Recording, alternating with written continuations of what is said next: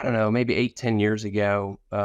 It certainly was, the concept wasn't mine, but the acronym is. I came up with it for myself, and it's DOM, D-O-M, Delegate Outsource Me.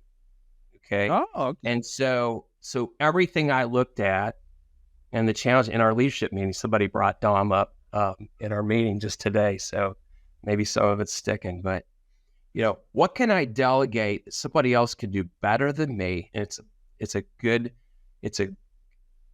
investment, and it's a good use of saving my time and having an expense. Who can I outsource this to, or what level can I outsource this to a point where I don't have to get involved except for the last two steps? And I'm sorry, I got that turned around. I'm sorry about that. I delegate to my own team, and I outsource people who do it better. And then what are the things that, and this is important, just because you hire somebody and you want them to do a good job, I think Stephen Covey said it this way: if you have a garden, there's got to be a gardener. Somebody's got to weed it. Somebody's got to look at it. Don't assume that you hire somebody and then you're not going to onboard them and help them.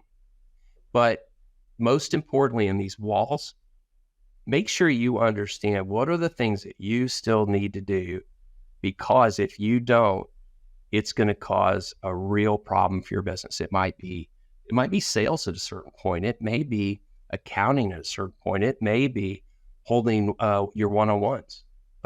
Maybe your team's too young and they're not ready to handle that tough conversation when they have to either do a PIP or unfortunately even have to handle a termination. So that would be my answer. No, those are all key points. Also, I seem to remember at some point, I don't know if it was a previous time you've talked, but when you were in your early stages with us, you and Jeni you took the time to write down and document systems and procedures and how you expected the flows of business within your business to occur, correct? You guys kind of created SOPs within your company? We did. One of the reasons I joined CertainPath is that we did have SOPs and we had a certain way we do things. I have a spreadsheet that will make your eyes spin, okay? And it really has everything that's on the DMER. Okay. Now, DMER is so much easier to understand than what I have. And why would I put my team through that frustration, right?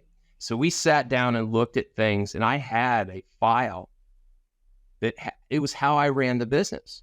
Yeah. And so there was about a 4 or 5 year period where I converted that to easy to understand KPIs that wouldn't make your eyes spin, and that there were too many. There were just a few things to look at, and if we managed those, everything would go well in the business.